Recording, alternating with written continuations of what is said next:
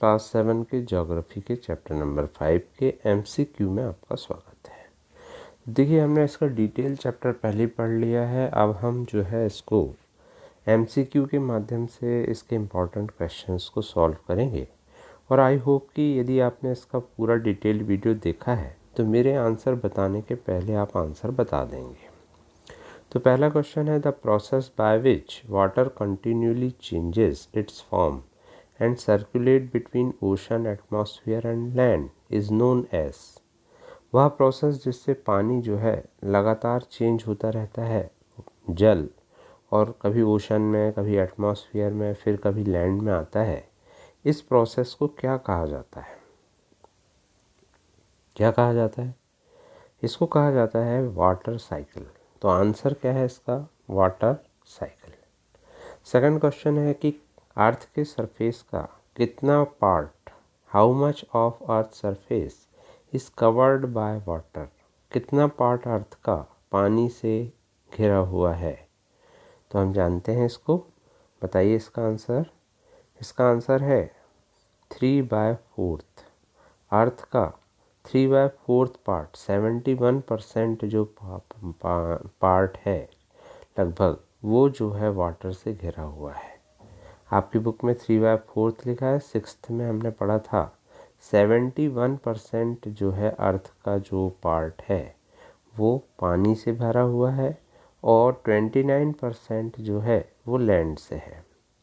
Question number 3, earthquake, अ volcanic eruption और under water landslide can shift large amount of ocean water.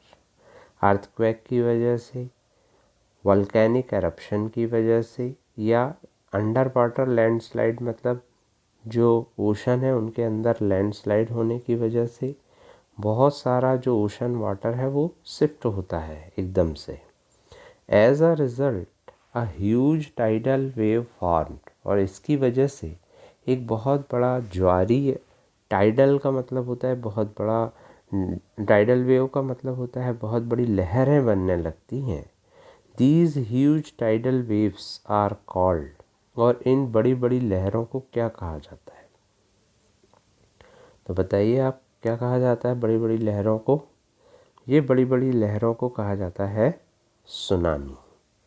तो answer होगा D, tsunami. ठीक है, फिर नेक्स्ट क्वेश्चन में चलते हैं। क्या हाइट है, what was the height of largest tsunami ever measured? अभी तक जितनी भी सुनामी हुई हैं उनमें सबसे लार्जेस्ट सुनामी की हाइट कितनी मापी गई है?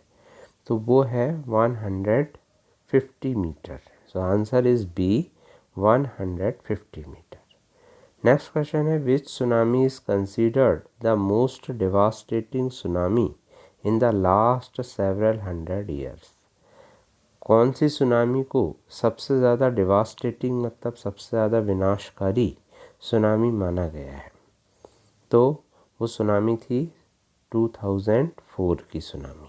तो आंसर होगा 5th का बी, 2004। फिर नेक्स्ट क्वेश्चन लेते हैं, उसका भी नंबर 5th हो गया है और वो 6th होना था।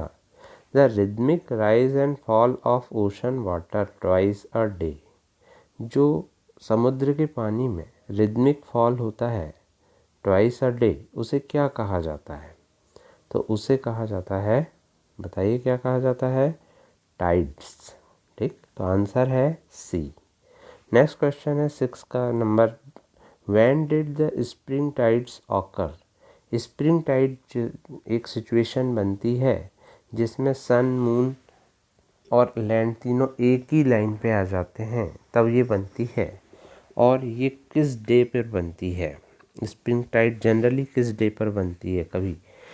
तो ये बनती है, बताइए, फुल मून डे पर। आंसर होगा a, full moon day. Next question है कि what causes the tides? Tide बनने का क्या कारण है? तो पहला आंसर है मून और सन का ग्रेविटेशनल फोर्स, सेकंड है केवल मून का ग्रेविटेशनल फोर्स, थर्ड है सन का ग्रेविटेशनल फोर्स केवल, और लास्ट है दूसरे प्लैनेट का ग्रेविटेशनल फोर्स। तो इसका आंसर है, बताइए, a, strong gravitational force of sun and the moon on earth surface. ठीक, तो ये कहलाता है टाइड्स। ओके, फिर है स्ट्रीम ऑफ वाटर, पानी की जो जलधाराएं जो ओशन के सरफेस पर निश्चित डायरेक्शन पर बहती हैं, उन्हें क्या कहा जाता है? तो उनको कहा जाता है ओशन करेंट्स। क्या कहा जाता है? Ocean currents. Warm ocean current कहाँ पर ज़्यादातर मिलती हैं? तो वार्म ओशन करंट जो है वो ज़्यादातर, बताइए कहाँ मिलेंगी? वो मिलती हैं इक्वेटर पर, क्योंकि यहीं पर सबसे ज़्यादा गर्मी पड़ती है। फिर है last question, which of these is an example of cold ocean current?